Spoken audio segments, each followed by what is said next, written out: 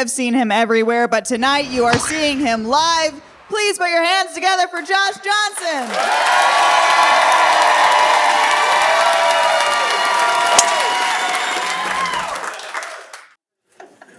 Sometimes I find myself falling down whole rabbit holes online of things, stories and stuff.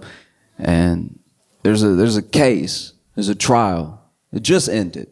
And I think it may qualify for trial of the century. I know that's premature to say, but I don't know. I think it's pretty incredible. The trial of Young Thug just ended. Now, if you don't know who Young Thug is, he's a rapper. It's not a dog whistle this time, all right?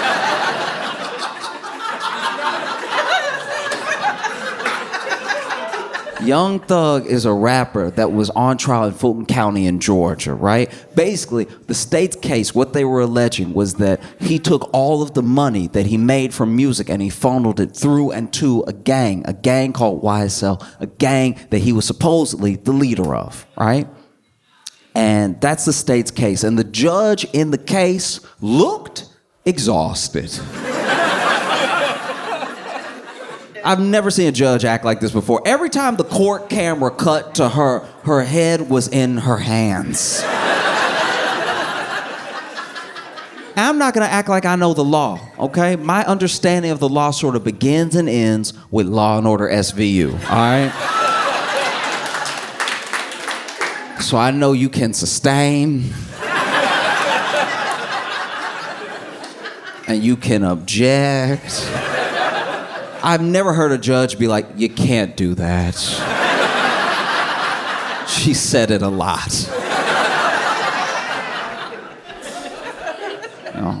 And now the prosecution in the case, the prosecutor had given out a lot of plea deals. Ton of plea deals. More plea deals than I thought you could give out. I didn't have a number in my head, but this felt like an egregious amount of plea deals. It just felt like she was going to the hood like, you get a plea deal, you get a plea deal, you get a plea deal, you get a plea. She was basically giving a plea deal to everybody in Georgia but Young Thug, right?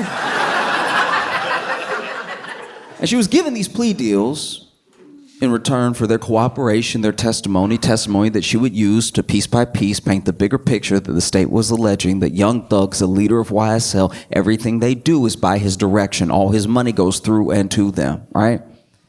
And the only problem is the prosecutor in this case gave plea deals to some of the least helpful people in human history, all right? I've never seen people less helpful than this. It was astoundingly unhelpful. I was helping my friend move one time. And he and I had to move a pool table.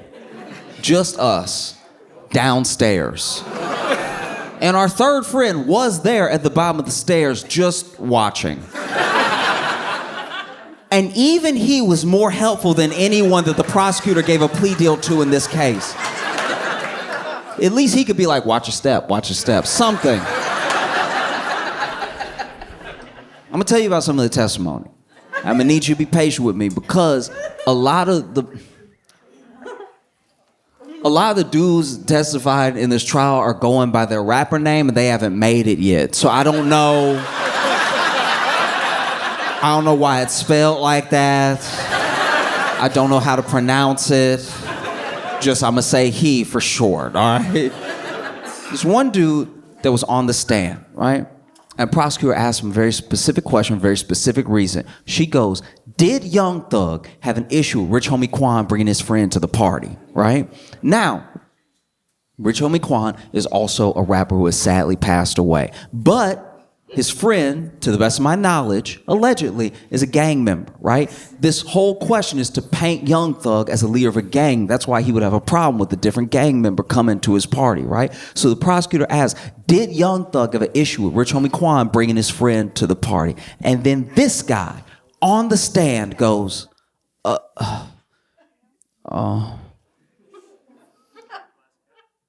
Thug, did you have an issue with Rich Homie Quan?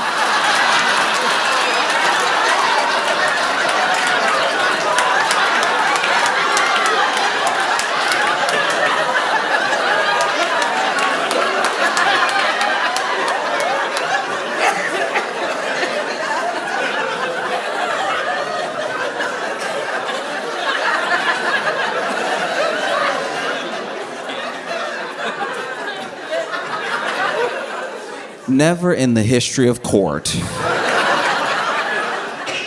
have I seen someone ask a question by the prosecution and then go, I'll just go to the source. And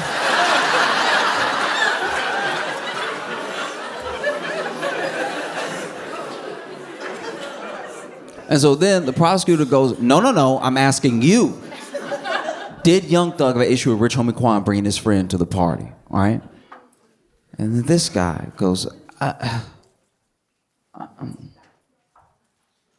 I'm not Young Thug, so I don't know.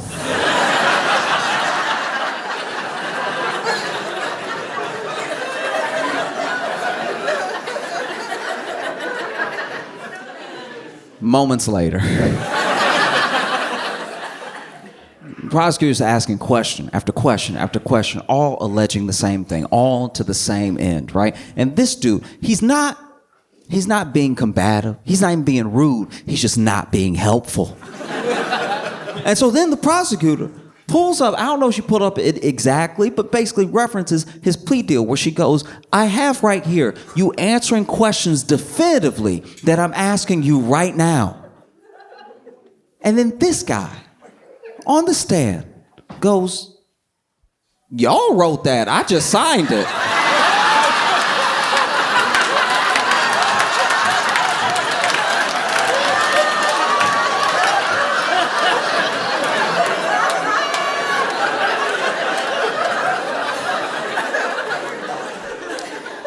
Never in the history of court, at least that I know of,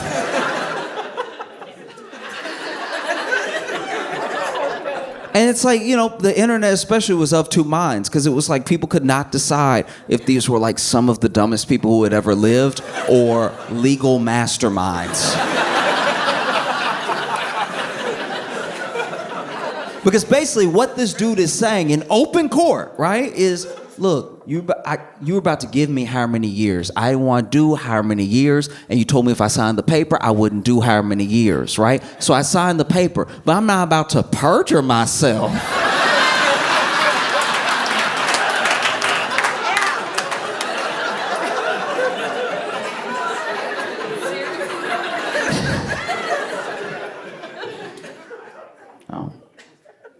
This dude was supposed to be on the stand for 3 hours. 3 days later.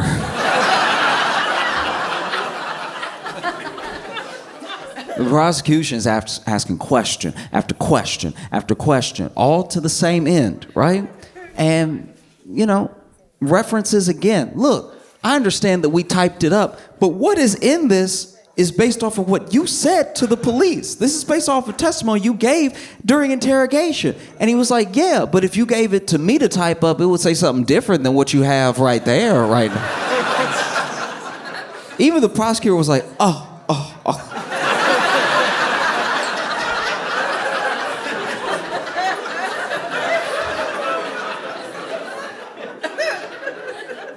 Question after question after question after question. And finally, this dude, he doesn't snap exactly. He doesn't lose it, right? I think he just gets exhausted. And finally he says, look, I'll tell you what I told the police. I'll say anything. Like,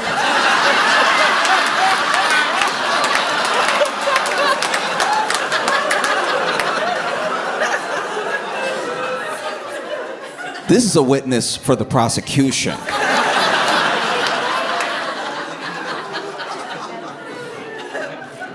It's absolutely insane. The whole case is insane because you even look at the fact that the case had 3 different judges.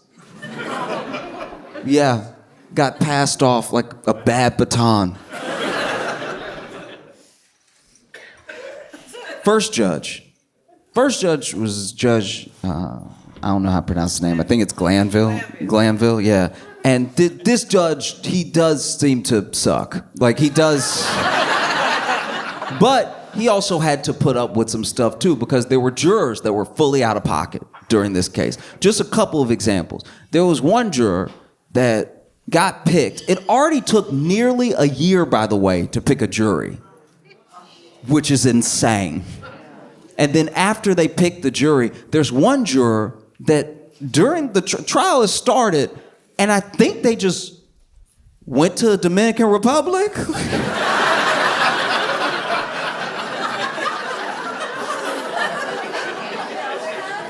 Deputies got sent to their house, were knocking on the door and everything, and then they got back, and they had to appear in court, and the judge was like, you have to be here to be on the jury. And they were like, every day?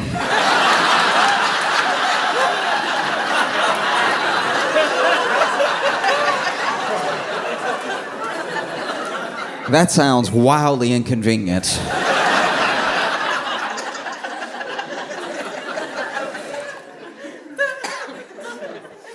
Then the judge was ready to, hold this jury in contempt and was basically giving them an out because this judge in particular loved contempt.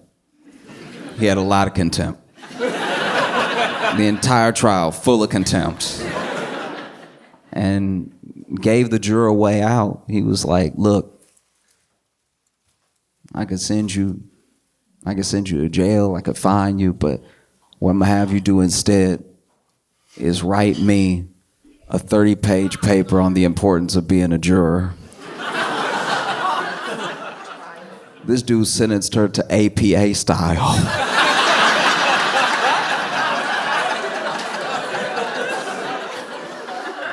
He sentenced her to citing sources.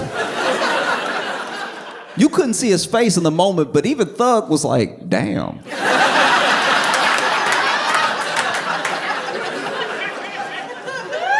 That's cruel and unusual. I've never heard of that before.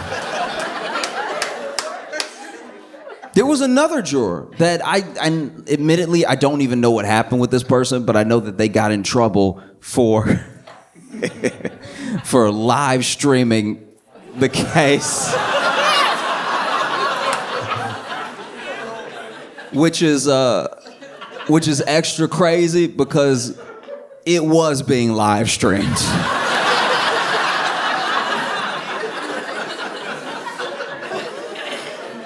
Like if you had been watching at home, you would just see them sit with the jury like.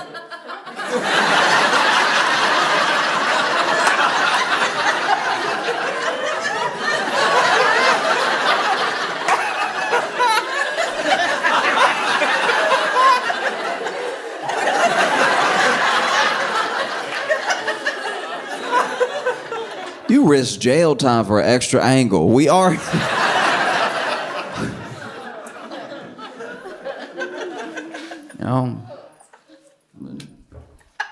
Judge Glanville, oof. There was a lot of plea deals being given out the entire case, like I said before, and some of the things that were happening was this is me guessing, but there were people that were not being super forthcoming, that they probably didn't necessarily have to be, but they were in some sort of trouble, and so the plea deal was just given just as an extra. It's okay, you can talk. We just need to get this guy, right? And even with that, there were still people that didn't quite want to testify. And then there were people that were being so difficult, state's witnesses who were being so difficult that the state just could not get anywhere, And there was one person, star witness. Basically, the prosecution needed a through line. They needed something that would connect everything. And so they laid a lot of it on one person in particular. Okay?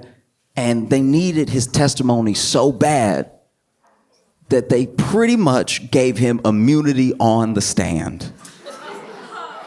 I didn't even know you could do that. It sounds made up.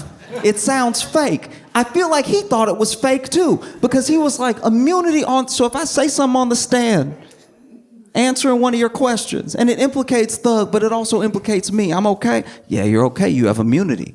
Immunity on the stand, you're gonna be good. You sure? Yeah, you're gonna be good. Okay, I'm not even joking. He goes, okay.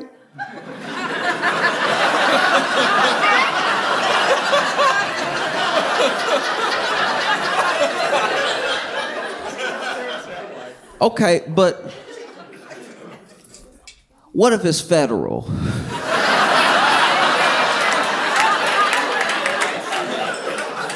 And I love that. I love a good haggle. I love like, okay, I hear immunity, but can I get a federal? Can I get some federal? Federal, please. Can I get a little federal?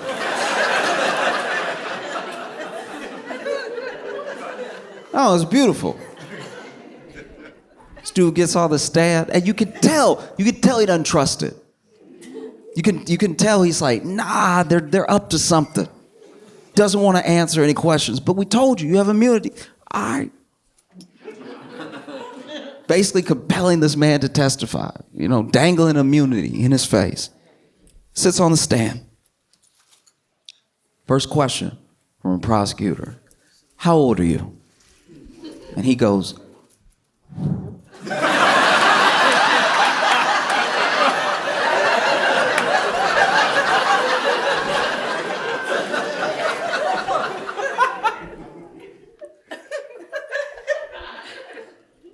grown.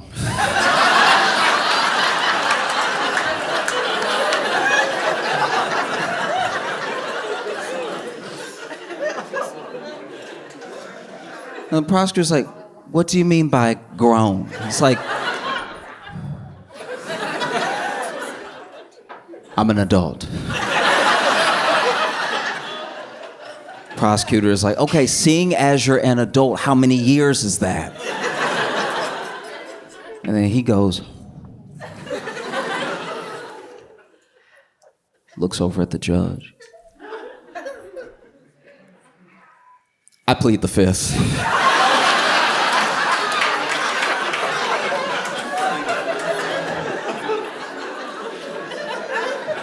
Truly incredible work. Truly phenomenal, They would be asking him lots of questions, question after question. And it was getting frustrating for the prosecution. It was getting frustrating for the judge because, look, maybe I'm doing my best to be as fair as possible, but when you watch a case like this, it does just seem like if you're a defendant, you're up against two parties. You're up against the prosecution and you're up against the judge because everything in this case kept giving the prosecution chances, even when they would mess up. Because once again, they're not being given a lot with testimony, but there are things that they have in hard evidence. They're just not bringing them all together to make it cohesive, right? And then this star witness's testimony is not helping. So then, can't stress this enough, you cannot do this. Judge Glanville supposedly has a secret meeting with the witness and the prosecution, but not Young Thug's lawyers, right? It's something in Latin that I don't know how to pronounce, but you're not supposed to do it.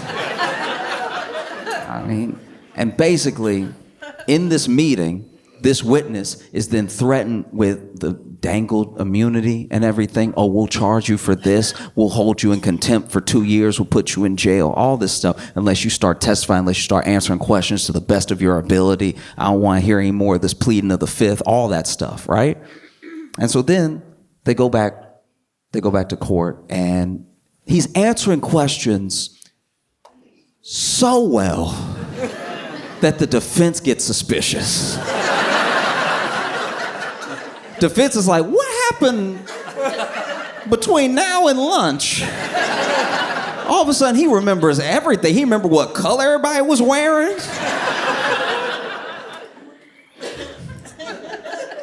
And then it comes to the defense lawyer's attention that there was this secret meeting. And so he addresses it in court, in front of the judge, to the judge.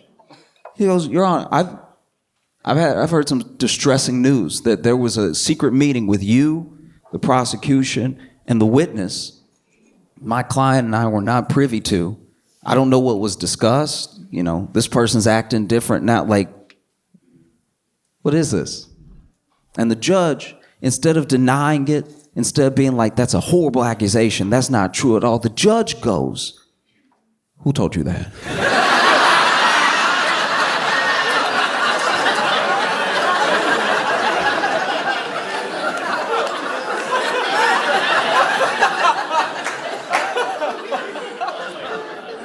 And you can look at it. You can look at it because it was live streamed.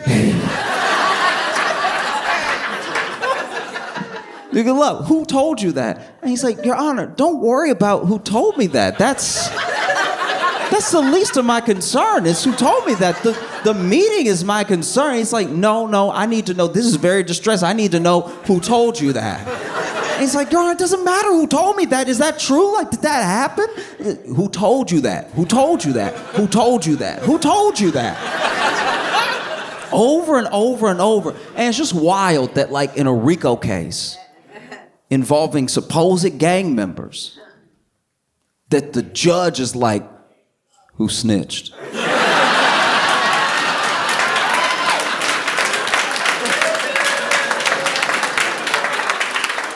No, for real, who snitched? Huh? Like, hey, I need you to come up out them names. Who snitched?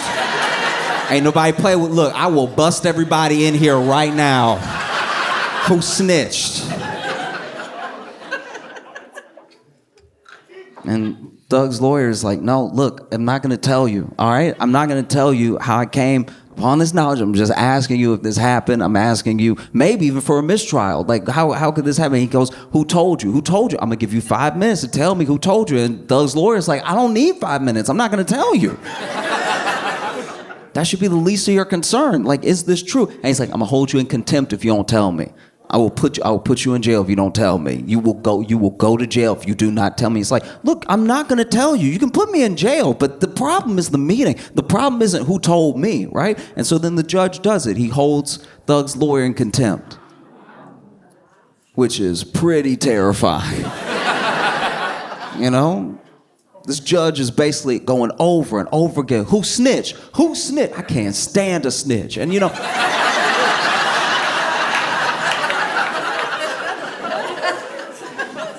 and you couldn't see Thug's face in the moment, but he had to have been like, I know, right?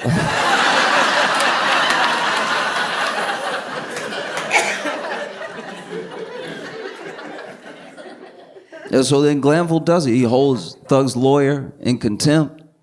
And, you know, the Bar Association hears about it. And they show up to back Thug's lawyer up because that's terrifying.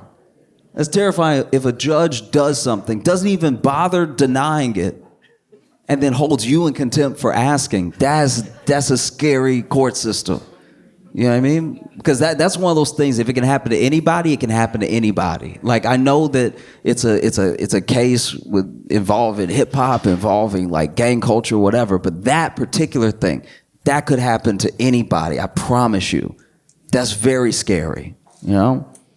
And so the Bar Association shows up to back this dude up, and it looks like his case is gonna be heard, and probably the contempt is gonna be thrown out, but basically, they tell Glanville, it's like, there's no way you're impartial. If you're trying this hard, there's no way you're willing to just let the facts play out.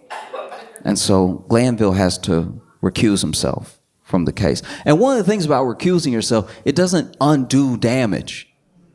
The case just goes on, you know? So there's still this like contempt hanging over Thug's lawyer's head and stuff. And then they move on to the next judge, and the next judge was the judge for a day.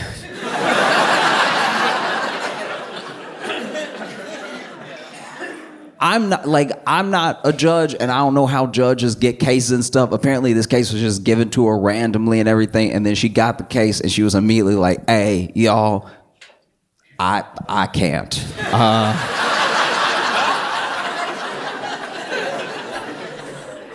And so many people were like, why? What's the problem? Don't worry about me. I can't right now. And so then the case goes to the third judge. You know, the judge just, that judge.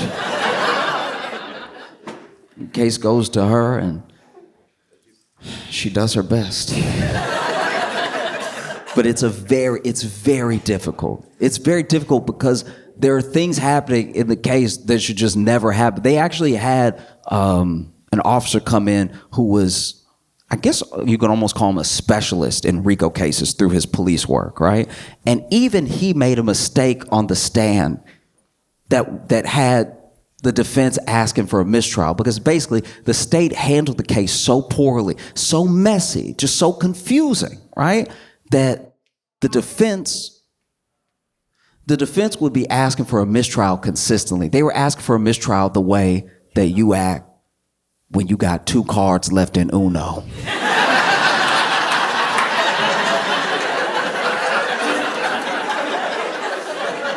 Anybody do anything, you're like, oh.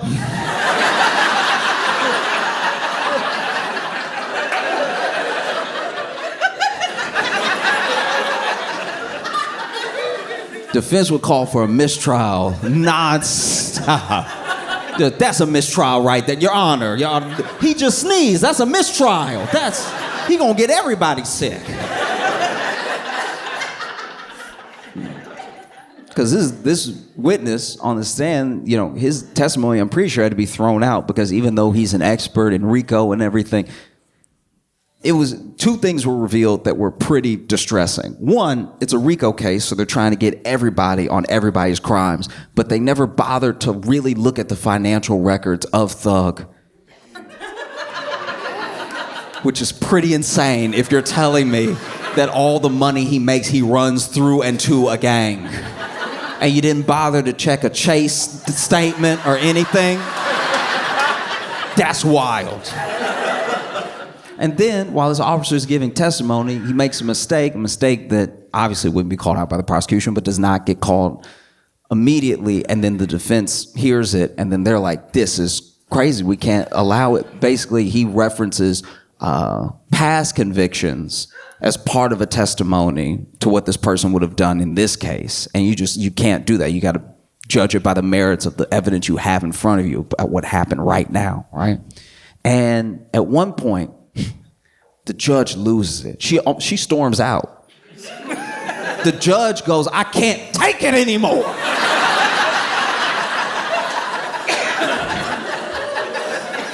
She hadn't even been the judge the whole time, but she was like, this is insanity. And you couldn't see his face, but you could imagine Thug being like, I know, right? Like,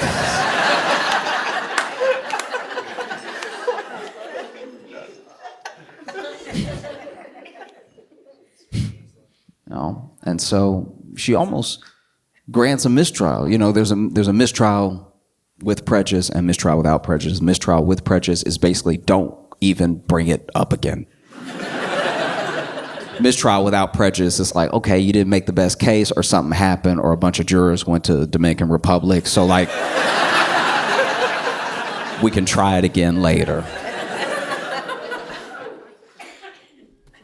And so, the judge at one point has had it with the prosecution and is giving like a full-on.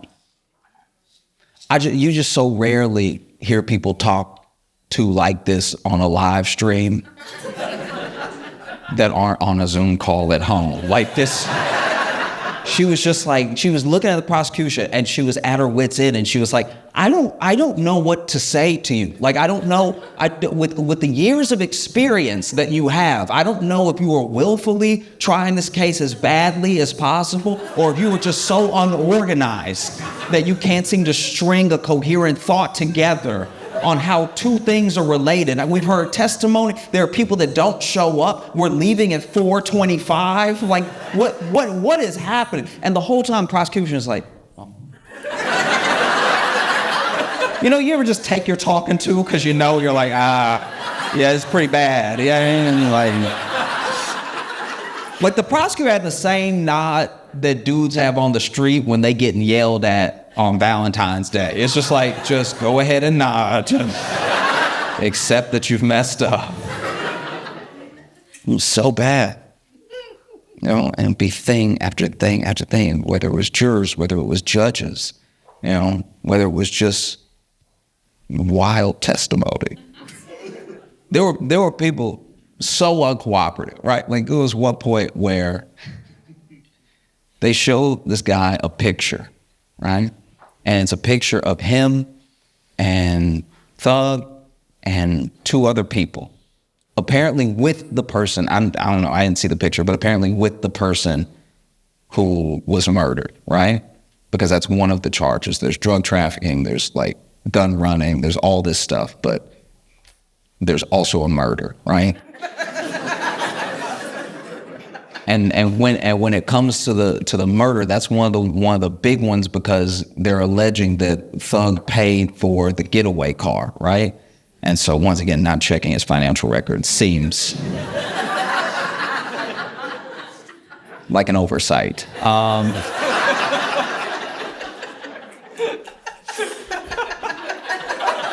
I'm not a lawyer. I'm just saying. And they show a picture, right, with all these people to someone on the stand. And they're like, do you recognize anyone in this picture? And he's like,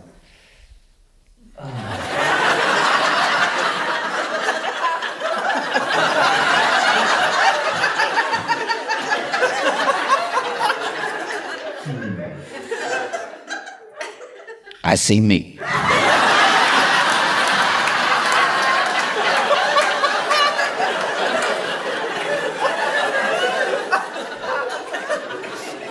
Okay, fair enough. Even when it came to start with this, there was one time where they simply asked this dude, when did you meet Young Thug? And he was like, before I went to jail.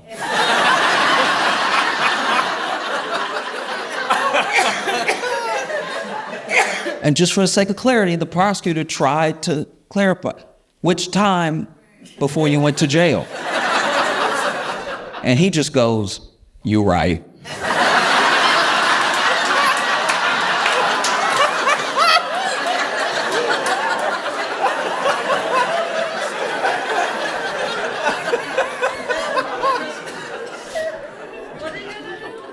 And I don't know how you handle this sort of thing, because this ended up being the longest trial in Georgia's history.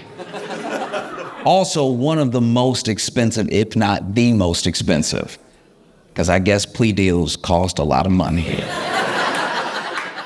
And it gets so bad that every day defense is like, hey, mistrial's still an option. You want to hit it with no mistrial?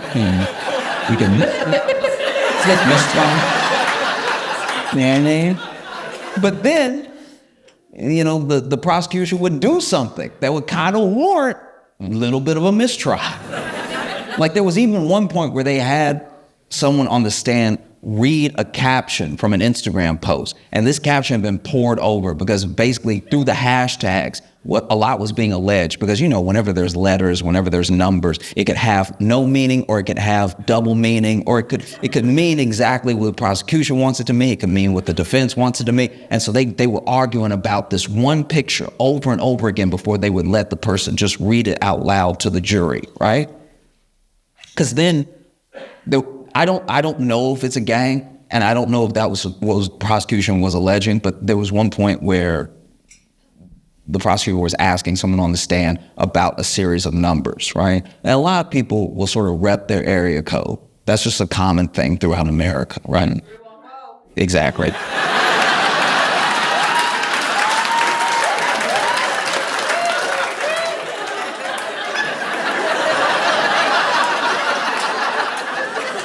That one, that's one of those things. It's like it's so unifying. Everyone does it. Like sometimes you just can't help it. Yeah. But this is my thing. The dude on the stand, prosecutor asked him, "What's 374?" And he was like,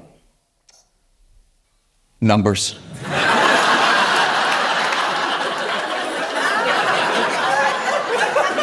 Maybe it's a gang, maybe it's not. I have no idea, right? But basically, there's this one picture that's being poured over and over again, and this was the straw that sort of broke everything, right? Because they made agreements, and they had even redacted the picture so that only what would be read was what the prosecution and defense agreed on based off of the evidence that they were both showing, right? But then when they actually gave the picture to the person on the stand, nothing was redacted. And the prosecutor had them read everything. And so then the defense is like, "Your Honor."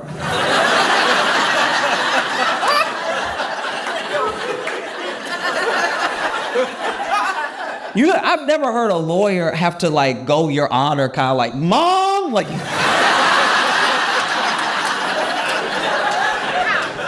But this was it, Your Honor. We just went over the thing. Why would Shaw?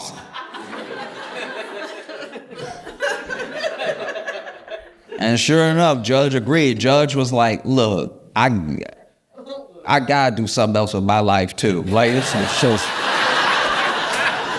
it can't just be this. And the judge said an interesting thing, and like I said, I know a little bit about the law, most of it, what not to do from this case.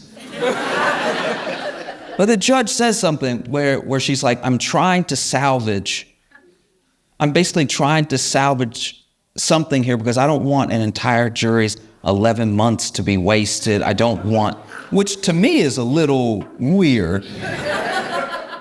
Their time's already been wasted. Like, this is about seeing if someone did or didn't do something, you know? And so that statement was said, but then, judge turns to the defense and goes, I'm not gonna grant you a mistrial with prejudice, but would you like a mistrial without prejudice? And defense was like, yup.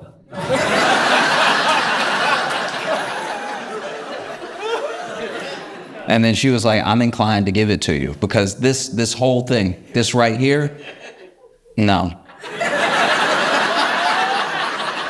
No.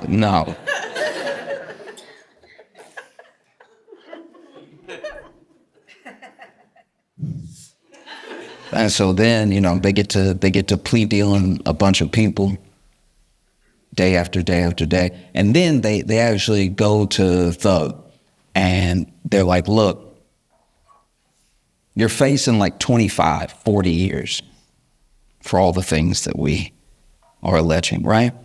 But we'll give you probation, right? We'll give you probation if you just admit that you are the leader of YSL, a gang where you take all the money and you funnel it through into the gang and everything they do is at your direction. Like if you'll just say that, probation, you'll be good to go, right?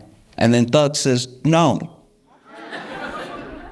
I'm not just gonna accept. You came to me to make your case for you. You know what I mean? No. And that's a very, I don't know, to me, that's a very, brave thing. I don't even fully understand all of the conditions around the sentence that he actually got, but that was what he was initially presented with. And he said no. And then the state said, okay, we're gonna make sure that you do 25 years. And that doesn't sit right with me. And it obviously didn't sit right with his defense attorney. His defense attorney brought it up when the judge was about to make a decision. Basically, he says, Your Honor, the state came to us and they said he could do probation if he signs this piece of paper, or he could do 25 years if he doesn't. And I'm just kind of curious why the state would allow someone that they're so sure is a racketeering, drug peddling murderer to go free with probation if they're sure, right? And that he'll do 25 years if he doesn't say what they're so sure of. And the judge was like, good point.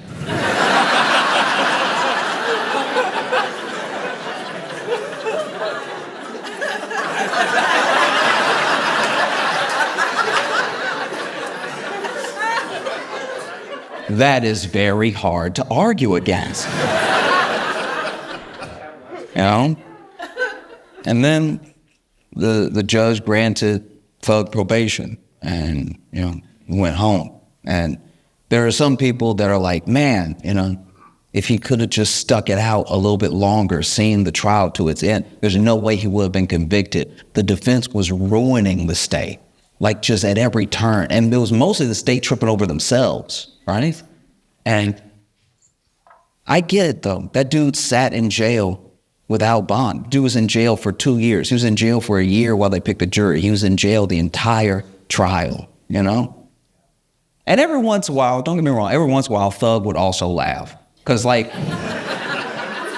he was spacing a lot of time, but every once in a while, he'd also be like, how did we get here? This seems... Far be it for me to say, I'm just a rapper, but as far as the law goes...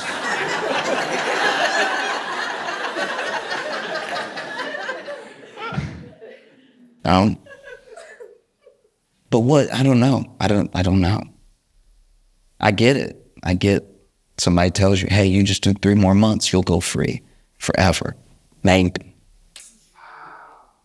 That's scary, you know? And it's also scary that, like, that the state needed it this bad. That a lot of cases come down to reputation over justice. You couldn't just take the L, right? It's like, no, you will die in prison for me to not look bad. That's terrifying, you know? And I know it feels like it can't happen. Yeah, I mean, like, I don't rap, but I could see myself in a bad situation. You know, because it kind of begs the question, you know, did this person get away with a bunch of stuff, or did the state just jam someone up for 2 years? You know, thanks.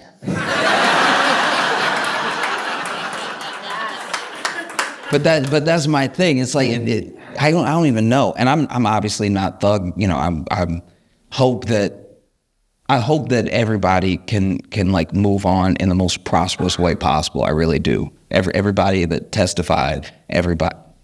I wish the best for everyone. I really do. I just can't seem to think. There's a level of peace you have to attain that I don't know if I have. Because if someone accused me of being this like drug running, you know, murderer, this horrible person, like this that did all these things, and they were willing to put me in jail forever with a bad case that they didn't have enough evidence for. And then they were just like, you can go if you just sign it.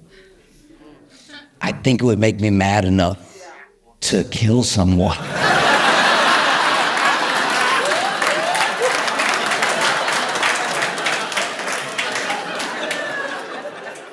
But that's just me.